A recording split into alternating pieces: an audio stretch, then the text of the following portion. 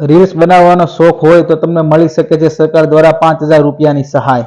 જી હા મિત્રો, ભારત સરકાર હવે તેવા યુઝર્સને રૂપિયા આપશે કે જે પોતાની ગામની સ્વચ્છતા વિશે રીલ્સ બનાવીને સોશિયલ મીડિયામાં પોસ્ટ કરશે।